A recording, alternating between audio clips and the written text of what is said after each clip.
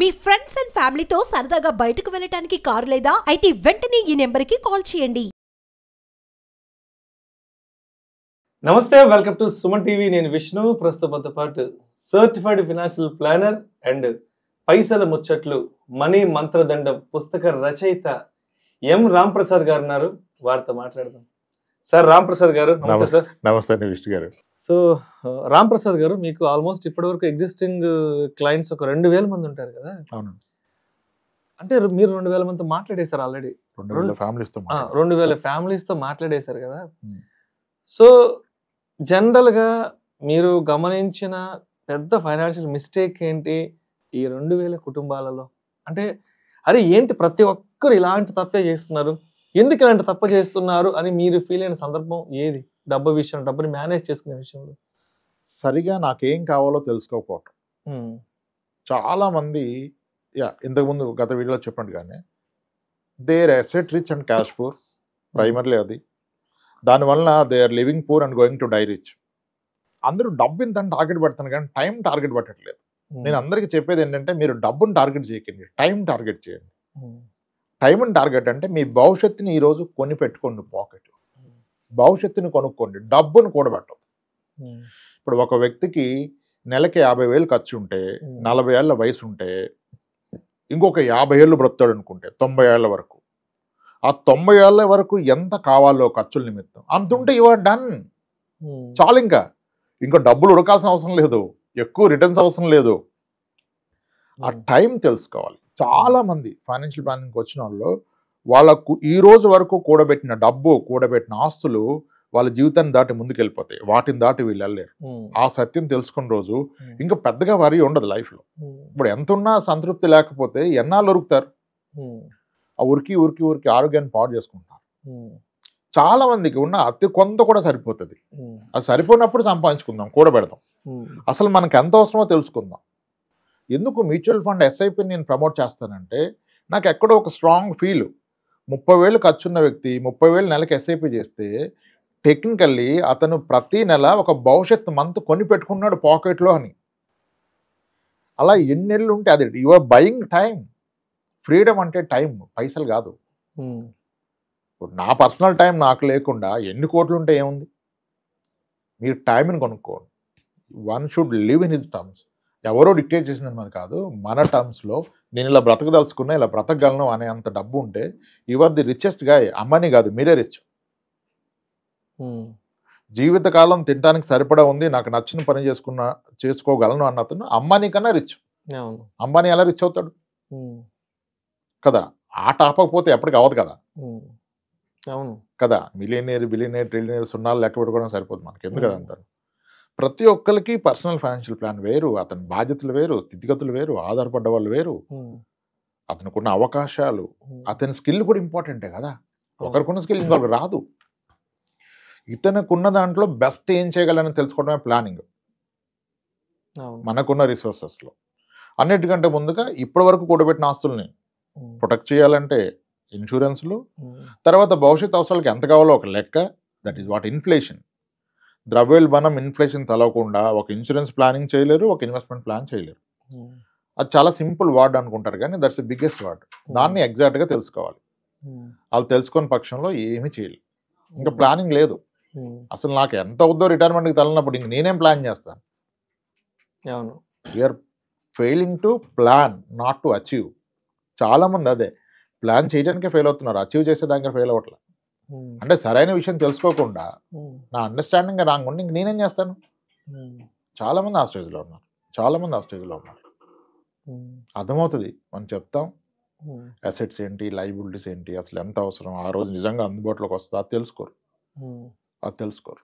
అది చెప్పాము, చాలా నేర్చుకున్నాం. అదే ఇప్పుడు కొంతమందికి ప్రాబ్లమే లేదు, ప్రాబ్లం అనుకుంటున్నారు. అసలు ప్రాబ్లం ఎక్కడ ఉంది అక్కడ కదా? ఎవరికి ఉన్నది వాళ్ళ ప్రాబ్లం అనుకుంటారు. ఇప్పుడు ఇంతమందితో రెగ్యులర్గా డీల్ చేస్తుంటారు, 2000 కుటుంబాలతో మాట్లాడారు. అంటే మీ ఆలోచన విధానానికి వచ్చేప్పటికి, మీ పర్సెప్షను, మీ ఆలోచన దృక్పథంకి వచ్చేటప్పటికి ఒక 4-5 సంవత్సరాలకి ముందు రామ్ ప్రసాద్ గారి ఆలోచన విధానానికి ఇప్పుడు రామ్ ప్రసాద్ గారి ఆలోచన విధానానికి తేడా ఏంటంటే, 4 ఏళ్ల ముందు అసలు రాంప్రసాద్ గారు ఎక్కడున్నారు, ఇప్పుడు ఎక్కడున్నారు ఆలోచనల పరంగా? దాని గురించి ఒక వ్యక్తి సడన్ గా వచ్చి నా కార్ని గట్టిగా గుద్దాడు అనుకోండి, నేను ఫస్ట్ కార్ దిగి సార్ మీకు ఏమైనా ఇబ్బంది అయిందా, అవలేదా, ఓకే మీకేం తెలియదు కార్కే కదా, తప్పు అయింది అయినా సరే అండి అని చెప్పి వెళ్ళిపోవటమే. కానీ అక్కడ గొడవ పెట్టుకుని సాధించగలిగింది ఏం లేదు కదా. ఇప్పుడు మీకు కూడా ఒకసారి డిస్కషన్ చేశా, ఫోన్లు ఎత్తట్లేదని ఒక ఆయన బూతులు పెట్టాడు మెసేజ్ మొన్న అసలు నాకు పంపించారు మీరు, దారుణంగా అతను దుర్భాషలాడి ఫోన్ ఎత్తట్లేదు, ఇంత బలుప అసలు అవి చదవడానికి కూడా అవకాశం లేని మాటల్ని అతను తిట్టాడు, బూతులు తిట్టాడు, భయంకరమైన బూతులు. అసలు నేను పెట్టా, బ్రదర్ నాకు టైం లేదు ఈరోజు సాయంత్రం ఫ్రీగా ఉంటా కాల్ చేయని మాడదంటే మళ్ళీ ఆయన ఫోన్ చేయలేదు. అదే చూస్తే కోపం వస్తుంది అనుకుంటారు కానీ అంటే అందరినీ కలిసాక విషయాలు తెలిసే సార్. నాకు ఒక బాధ ఉంటుంది రాంప్రసాద్ గారు, ఈ 4 సంవత్సరాల్లో విష్ణు రాంప్రసాద్ కూర్చొని మాట్లాడుకుంది మంచి విషయాలే, ఏ సినిమా ముచ్చట్లో రాజకీయాల ముచ్చట్లో ఇక్కడ కూర్చొని మాట్లాడలేదు. జనాల జీవితాలని మెరుగుపరిచే విషయాలు, వాళ్ళ ఆర్థిక స్థితిగతుల్ని మెరుగుపరచగల విషయాలే మాట్లాడాం. ఇక్కడ కూర్చొని మాట్లాడిన ప్రతి మాట చాలా విలువైంది, చాలా నిజాయితీగా మాట్లాడాం. ఎక్కడా కూడా వృధా అయిన విషయాలు, అసందర్భ ప్రేలాపనలు, అధిక ప్రసంగ ప్రేలాపనలు ఎప్పుడు మనం మాట్లాడుకోలేదు. ఇక్కడ కూర్చొని మాట్లాడింది ఎస్ ఒక కుటుంబానికి మంచి జరగాలి, సమాజానికి మంచి జరగాలి అయ్యే మాట్లాడుకున్నాం. మంచి విషయాలు మాత్రమే మనం ఆడుకున్నాం. కానీ వాటికి కూడా జనాలు కొంతమంది రకరకాల మాటలు తిడతారు, బూతు మాటలు పెడుతుంటారు, ఇంకోటి ఏదో అంటారు. అంటే ఏం వస్తుందో మిమ్మల్ని నన్ను కూర్చొని బూతు మాటలు తిడితే నాకు అర్థం కాదు. మనమేమి ఏదో కొత్త సినిమా రిలీజ్కి సంబంధించిన మాటలు, కొత్త సినిమా రివ్యూ మాట్లాడుకోలేదు కదా, ఏదో బయట పాడైపోయిన రాజకీయాల గురించి మాట్లాడుకోలేదు కదా, ఇంకేదో మీ ఇంట్లో జరిగిన ఫంక్షన్ గురించో మా ఇంట్లో జరిగిన ఫంక్షన్ గురించి మాట్లాడుకోలేదు, డబ్బుల గురించి మాట్లాడుకుంటున్నాం, మన జీవితాలను ఎలా మెరుగుపరచుకోవాలో మాట్లాడుకుంటున్నాం కదా. చాలా మంది బ్యాడ్ కామెంట్స్ పెడుతుంటారు కదా.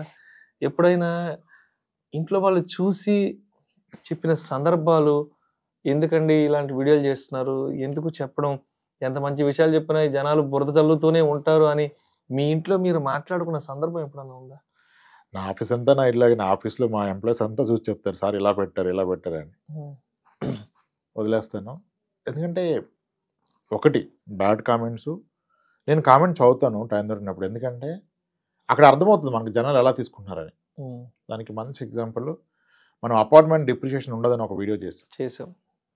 9,29,000 వ్యూస్ వచ్చేదానికి 526 కామెంట్స్ ఉన్నాయి. దానికి 526 కామెంట్స్లో 500 మందికి ఆ కాన్సెప్ట్ నేను చెప్పింది అర్థం అవ్వాల, ఒక 26 మంది మాత్రమే ఒప్పుకున్నారు. ఇంకా కామెంట్స్ పెట్టారు మనం అపార్ట్మెంట్ డిప్రిషియేషన్ లేదనేది. నేను ఒక 100 అపార్ట్మెంట్ చెక్ చేశాక చెప్పాను. నేనేమి బ్రోకర్ని కాదు, నేనేమి రియల్ ఎస్టేట్ ఏజెంట్ కాదు, అమ్మట్లేదు, నాకు దానివల్ల వచ్చేది ఏమీ లేదు. కానీ నేను ఎందరో లైఫ్ చూశాక నాకు అర్థమైంది, ఒక స్థలం కొంటే వచ్చే లాభాల కన్నా అపార్ట్మెంట్ కొంటే వచ్చే లాభాలు ఎక్కువ, అపార్ట్మెంట్ డిప్రిషియేషన్ లేదని చెప్పాను. అది నేను ఎలా చెప్పాను, చాలా మంది నా దగ్గరకు వస్తే వాళ్ళు ఎప్పుడు కొన్నారు, ఎంత కొన్నారు, ఇప్పుడు ఎంత అని తెలుసుకున్నాం కదా. నేను చెప్పాను ఒక కామెంట్ వచ్చింది, ఒక అపార్ట్మెంట్ కొంటే దాని ఈఎంఐ పెరగదు, మోస్ట్లీ ఈఎంఐ పెరగదు, కానీ అద్దె పెరుగుతుంది. బియాండ్ అ పాయింట్ ఈ అద్దెనే ఈఎంఐకి సరిపడా ఉంటుందంటే అది ఎప్పటికీ అవదంటారు ఒక ఆయన. విషయం ఏంటంటే ఒకప్పుడు కొన్న అపార్ట్మెంట్స్ హైదరాబాద్లో వాళ్ళు ఎంత రేటు కొన్నారో అంత అద్దె సంవత్సరానికి దానికన్నా డబుల్ అద్దె వస్తుంది. శాంతిబాగ్ అపార్ట్మెంట్ 90,000 కొన్నామని చెప్పారు ఒకళ్ళు, 88లో 90,000 కొన్నారు, ఇప్పుడు నెల అద్దె 20,000 వస్తుంది.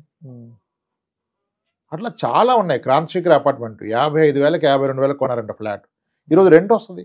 నీ సంవత్సరానికి వచ్చే అద్దె నువ్వు ఫ్లాట్ కొన్న ఖరీదు కన్నా చాలా ఎక్కువ వస్తుంది. మనం డిప్రిషియేషన్ మాట్లాడుతున్నాం, ₹1,00,000 కొన్న ఫ్లాట్ హైదరాబాద్లో ఉన్నాయి, 40 ఏళ్ళు అయిపోయినాయి, ఈరోజు అవి 60 లక్షలు. ఇంకొక ఆయన అంటారు సెకండ్ హ్యాండ్ ఫ్లాట్ మీరు అన్నట్టుగా పెరిగినా 20 ఏళ్ళ తర్వాత సెకండ్ హ్యాండ్ ఫ్లాట్ 45 లక్షలకు వస్తే కొత్తది 70 ఉంది కదా అంటారు. కొత్తదానికి పాతదానికి కంపారిజన్ ఏంటి? మీరు పెరగదన్నారు కదా, మీరు ఎంత కొన్నారు, ఇప్పుడు ఎంత వచ్చింది, అది కదా ఇక్కడ ప్రస్తావన. పెళ్ళైన 20 ఏళ్ళ తర్వాత కొత్తగా పెళ్లి చేసుకుని చాలా ఎక్కువ ఇస్తున్నారు, అప్పుడు నాకు ఇవన్నీ ఇవ్వలేదంటే ఎలా? అది అయిపోయింది కదా. పూర్తిగా ఆలోచించరు. ఇంకా చాలా అలా రాశారు. ఆ వీడియోలో మనం చెప్పాం, అంటే మనం చెప్పింది వినాలిగా. ఇప్పుడు అప్సి కూడా సీట్ నెంబర్ 8లో 5 లక్షలు ఉందని చెప్పారు 2002-03లో, ఇప్పుడు అది 60 లక్షలు. 22 ఏళ్ళలో 10 రెట్లు పెరిగింది. పర్లేదండి, ఇంకా మనం ఏం చేస్తాం? మనం ఏం చేయగలం? అదే అది ఇంకా బెటర్గా చెప్పడానికి చూస్తాను, కోపమే రాదు. అసలు ఎలా చెప్తే అర్థమవుద్దనే ప్రయత్నమే కానీ ఇప్పుడు ఆ కోపగించుకొని చేయగలిగింది ఏం లేదు కదా. వీళ్ళు ఎలా అర్థం చేసుకుంటున్నారని అందరూ అన్డివైడ్ షేర్ తక్కువ అంటారు. అసలు ఆ ల్యాండ్ ప్రస్తావన ఎందుకు వస్తుంది? మీరు ఎంత కొన్నారు, ఎంత కమ్మారు, మీరు ఉంటే కంఫర్ట్ ఉన్నారా, మీరు లేని పక్షంలో రెంట్ వస్తుందా? అది కదా. అసలు ఎన్ని ఇయర్స్లో డబ్బులు అసలు అవదంటారే. అసలు అవ్వంది ఏదైనా ఉందంటే మళ్ళీ దానికి సమాధానం చెప్పండి. మీ నెల్లూరు నుంచి ఒక ఆయన వచ్చారు, అపార్ట్మెంట్ అవ్వదన్నారు. నెల్లూరు టాపిక్ మారుతాం కదా. మీ నెల్లూరులో కల్లా ఓల్డెస్ట్ అపార్ట్మెంట్ ఏదని చెప్పా, అన్నపూర్ణ అపార్ట్మెంట్ అన్నారు. మీకు తెలుసా అన్నపూర్ణ? బాలాజీ నగర్ లో ఉంటుంది. నాకు తెలియదు, నేను ఎప్పుడు రాలేదు. అది ఎప్పుడంటే 90s లో. ఎంతంటే అప్పుడంత సార్ 1,20,000, ఇప్పుడు ఎంత అంటే ఉంటాయి సార్ ఒక 50 లక్షలు. మరి పెరగదన్నారు కదా, డిప్రిషియేషన్ అన్నారు కదా, ఎక్కడ తగ్గింది? 10 ఏళ్ళకి రెట్టింపు వద్దని నేను చెప్పాను. మరి 30 ఏళ్ళలో 10 ఏళ్ళకి రెట్టింపు అయితే అప్పుడు 2 లక్షలు వేసుకున్నా. మొదటి 10 ఏళ్ళలో 4, మళ్ళీ 10 ఏళ్ళలో 8, మళ్ళీ 10 ఏళ్ళలో 16, ఇప్పుడు 40 ఏళ్ళు అయింది. అంటే ల్యాండ్ కొంటే ఇంకా ఎక్కువ పెరిగింది కదా సార్ అంటే. మరి దీనికి వచ్చిన అద్దె ఎవరికి ఇస్తాం? ఇన్నాళ్ళు అద్దె సేవ్ చేసింది కదా, 30 ఏళ్ళు దాటిపోయింది కదా. ఇలా ఎవ్వరు వచ్చినా అక్కడ అపార్ట్మెంటే చెప్పే ప్రయత్నం చేస్తాను నిన్న. అంటే ఎదురుగా కూర్చున్నప్పుడు చెప్పగలుగుతాం, వీడియోలో అంత లెంది చెప్పలేం కదా. అలా చాలా కామెంట్స్ నుంచి నేర్చుకుంటాం. ఈ నెగిటివ్ పెట్టినప్పుడు కొంచెం బాధ వస్తుంది అనుకోండి, కానీ అది విషయాన్ని ఎలా కమ్యూనికేట్ అర్థమయ్యే విధంగా చెప్పడం వరకు చదవాల్సి వస్తుంది. కామెంట్ చదవకూడదు అనిపిస్తుంది, కానీ చదవకపోతే నెక్స్ట్ వీడియో ఇంకెక్కడ అవకాశం వచ్చినప్పుడు మనం చెప్పే విధానం ఎలా ఉంటుంది. నా దగ్గర వచ్చిన క్లయింట్స్ చెప్పాలని కూడా నా తెలవాలి వాళ్ళు ఎలా ఆలోచిస్తున్నారు. అలా చెప్పాం. అది ఇప్పటికీ నాకు రిగ్రెట్ ఉన్న వీడియో అదే. మనం ఎప్పటికీ కమ్యూనికేట్ చేయలేకపోతున్నాం అనిపిస్తుంది. ఏమో దాని మీద పెద్దగా చేయలేము, కానీ డేటా గీటా బుల్లెట్ పాయింట్స్ పీపీటీ ఇలా చేయలేము. వెనరు పూర్తిగా వెనరు. కొంతమంది తక్కువ మందికి అర్థమైంది. ఒక 20-22 పీపుల్ మంచిగా చెప్పారు, కరెక్ట్ అండి, 100% కరెక్ట్, రెంట్ కూడా ఫ్యాక్టర్ చేయాలి, మీరు అన్నది కరెక్ట్ అని. అలా ఉన్నాయి. ఒక్కొక్క వీడియో ఒక్కొక్క లెర్నింగ్, ఒక కామెంట్ లెర్నింగ్, అలా నడిచిపోయింది సార్. సో ఇప్పుడు చాలా మందికి ఫైనాన్షియల్ ప్లానింగ్ చేస్తుంటారు కదా, వాళ్ళ ఫస్ట్ 1 crore రీచ్ అయినప్పుడు, 2 crore రీచ్ అయినప్పుడు, 5 crore రీచ్ అయిన క్లయింట్స్ ఎవరైనా వచ్చి మాట్లాడిన సందర్భాలు కానీ, వాళ్ళ హ్యాపీనెస్ ని మీతో షేర్ చేసుకున్న సందర్భాలు ఏమైనా ఉన్నాయా? 100లో ఉంటాయి. 100లో. ఓకే. ఆస్ట్రేలియా నుంచి మొన్న రాగానే మన దగ్గరికి వచ్చారు ఆయన. ఆ రోజు మార్నింగ్ దిగారు, వాళ్ళ వైఫ్ ఆయన వచ్చారు ప్లానింగ్కే. అట్లా ఎగ్జిస్టింగ్ యూనివర్స్ యూఎస్ నుంచి రాగానే వస్తారు, ఎల్లోలోపు ఖచ్చితంగా కలవాలంటారు. మార్నింగ్ 10 o'clock వస్తారు, ఈవినింగ్ వస్తారు. చాలా తక్కువ మందితో బయట కూడా వెళ్తాం కుదిరినప్పుడు. చాలా హ్యాపీ అనిపిస్తుంది. వైఫ్ అండ్ హస్బెండ్ కలిపి చెప్తారు చూసారా, చాలా హ్యాపీనెస్ ఇస్తుంది. ఒక ఫ్యామిలీ మనం నమ్మింది, వాళ్ళు మన రెస్పాన్సిబిలిటీ కదా, చాలా హ్యాపీనెస్ ఇస్తుంది. చాలా ఒకటి హ్యాపీనెసే కాదు, డబ్బు ఉంటుంది, కానీ ఆనందం గొప్పగా ఉంటుంది. చెప్తారు, పెళ్ళిళ్ళకి పిలుస్తారు, గృహప్రవేశాలకు పిలుస్తారు, అట్లీస్ట్ ఇన్ఫార్మ్ చేస్తారు. మిమ్మల్ని కూడా వాళ్ళ కుటుంబ సభ్యుడిగా ఫీల్ అవుతారు. ఎందుకంటే ఎవరికి చెప్పిన ఫైనాన్స్ విషయాలు మనకే చెప్పారు కదా, ఎవరికి చెప్పిన విషయాలు మనకే చెప్పారు కదా. ఇన్ని ప్లాట్స్ ఉన్నాయి, ఇది ఉంది లాకర్ లో పలానాది ఉంది, ఇక్కడ ఇది ఉంది అని చెప్పింది. సో నమ్మకం లేకుండా చెప్పరు. ఆ నమ్మి చెప్పినప్పుడు ఇంకా మీరు అంటే ఫ్యామిలీ మెంబర్ అనుకున్నట్టే కదా. మనము ఒక 2 years బ్యాక్ 100 episodes కంప్లీట్ చేసేసాం. 100 episodes కంప్లీట్ అయినాక సరే మీరేదో లంచ్కి కూడా తీసుకెళ్ళారు నన్ను. 100 episodes అయిపోయినాయి కదా సార్, రేపటి నుంచి ఇంకా ఆపేద్దాం అనుకుంటున్నాను, ఇంకా చాలండి సార్, ఇంక ఇంతకు మించి ఏం చెప్తాం అని చెప్పడానికి ఏం లేదనుకున్నారు కదా. సో అది 2 ఏళ్ల క్రితమే 100 కంప్లీట్ అయిపోయింది. మళ్ళీ ఈ మధ్యలో కూడా చాలా టాపిక్స్ చేసాం కదా. అంటే ఎప్పుడైనా అనుకున్నారా, అరే ఆ రోజు 100 వీడియోలతో ఆగిపోయి ఉంటే ఏంటి, అంటే ఇక్కడ మీకేదో నష్టం వస్తుందని కాదు, ఆగిపోయి ఉంటే ఏంటి, ఆగిపోకుండా ఉంటే ఎప్పుడైనా ఆలోచించారు దాని గురించి? అప్పుడు కొంచెం కంగారు పడనేమో అనిపించింది నాకు, ఎందుకంటే దాని తర్వాత కూడా చాలా లెర్నింగ్ ఉంది, చెప్పాల్సింది చాలా ఉంది అనిపించింది నాకు. కొన్నిసార్లు ఎవ్రీ వీక్ ఒక కొత్త లెర్నింగ్ ఉంటుంది, కొన్నిసార్లు ప్రతిరోజు ఉంటుంది, కొన్నిసార్లు ఎవ్రీ వీక్ ఉంటుంది. అన్ని చెప్పలేము ఆన్ కెమెరా. వాళ్ళు చెప్పిన విషయాలు, వాళ్ళు పడుతున్న కష్టాలు, వాళ్ళు చేసిన మిస్టేక్స్. ఇప్పుడు చిట్టి పాట ఆర్గనైజర్స్ మోసం చేస్తారు అనుకుంటాం, ఆర్గనైజర్లే చాలా ఇబ్బందుల్లోకి వెళ్ళిపోయారు చిట్టి వేసినందుకు. ఇప్పుడు 4 చిట్టి ఎగ్గొడితే వాళ్ళు అధైర్యపడి అది చెప్తే నమ్మకం పోతే అందరు మీద పడిపోతారని చెప్పరు, తీరా చూస్తే వాళ్ళని దొంగ ముద్రేశారు కదా. ఆమెను మోసం చేసిన వాళ్ళు ఉన్నారు. సో ఇలా అంటే ఆ విషయాన్ని చూసే విధానం మారిపోయింది. చెప్పగానే నమ్మటం, రియాక్ట్ అవటం లేదు. నా దగ్గర చెప్తారు కదా, ఇప్పుడు 45 ఏళ్ళు పెళ్లి కాని వాళ్ళు, దానికి కొన్ని కారణాలు ఉన్నాయి, ప్రత్యేకమైన కారణాలు. అవి సొసైటీకి చెప్పలేరు పాపం, చెప్తారు నా దగ్గర, అర్థమవుతుంది. సో ఇవన్నీ లెర్నింగ్ ఉంటుంది ఎప్పటికీను. అది చెప్పాలంటే అది పంచుకునే అవకాశం ఒకటి, యూట్యూబ్, బుక్. ఇంకా దీంట్లో కూడా ఒకవేళ ఇది బాగుండి ఆదరిస్తే దీన్ని ఎక్స్టెండ్ చేసే ప్రయత్నం చేయొచ్చు, యాడ్ చేయటమో ఏదో what ever it is. So Ramprasad గారు, ఏంటి ఇప్పుడు మీ ఈ పైసల ముచ్చట్లు, మనీ మంత్రదండం పుస్తకం కొనుక్కోవాలి అంటే ఎట్లా, నేరుగా రాంప్రసాద్ గారికి ఫోన్ చేసి కొనుక్కోవాలి, లేకపోతే బయట ఎక్కడైనా అవైలబిలిటీ అవుతుందా? ఆన్లైన్ లో అవైలబుల్ ఉంది సార్. ఆన్లైన్ లో, అమెజాన్ లో వాటిలో పెట్టారు ఎవరో సెల్లర్స్. అమెజాన్ లో పెట్టారా? ఓకే. అది కాకుండా మన దగ్గర కూడా కాపీస్ ఉంటాయి కదా, ఒక వాట్సాప్ నెంబర్ పెట్టదలుచుకున్నాం దీనికి. ఆఫీస్ లో ఒక నెంబర్ తీసుకొని ఇచ్చాము, ఆ నెంబర్ కి పింగ్ చేస్తే మనం బుక్ పంపే ప్రయత్నం చేస్తాం, పంపుదాం. దానికి ఏర్పాట్లు చేస్తున్నారు, బుక్ పోస్ట్, కవర్లు, డెలివరీ వాళ్ళతో మాడుతున్నారు. సో మరి మా సుమన్ టీవీ ప్రేక్షకులు ఎవరైనా ఈ పైసల ముచ్చట్లు పుస్తకం కొనుక్కోవాలంటే మరి మా సుమన్ టీవీ ప్రేక్షకులకు ఎవరికైనా మీరు ఐ మీన్ ఏదైనా డిస్కౌంట్ ప్రైస్ లో ఇస్తారా బుక్ అని చెప్పండి, సుమన్ టీవీ పేరు చెప్తే. ఖచ్చితంగా సార్, ఖచ్చితంగా. ఈ వాట్సాప్ నెంబర్ ఏదైతే పెడతామో దానికి పింగ్ చేసిన వాళ్ళకి స్పెషల్ ప్రైస్లు ఇద్దాం. ఓకే. ఎందుకంటే ఆన్లైన్ లో మనం వేరే వాళ్ళకి ఇచ్చాం, వాళ్ళు అమ్ముతున్నారు, అది డెలివరీ చార్జెస్ ఏవో చాలా ఉంటాయి. ఇక్కడ మనం డెఫినెట్ గా తగ్గించగలుగుతాం, ఎంఆర్పీ కన్నా ఎంత తగ్గించగలం అంత తగ్గించి ఒక ప్రైస్ ఫిక్స్ చేసుకుందాం. ఆ నెంబర్ మీకు అవకాశం ఉంటే డిస్ప్లే చేయండి, వాట్సాప్ నెంబర్. ఆ నెంబర్ మీద వాట్సాప్ లో పింగ్ చేస్తే విల్ సెండ్ దెమ్ బుక్ అంటే లో ప్రైస్ లో, పాసిబుల్ ప్రైస్ లో. Thank you sir, thank you so much. Thank you right అండి.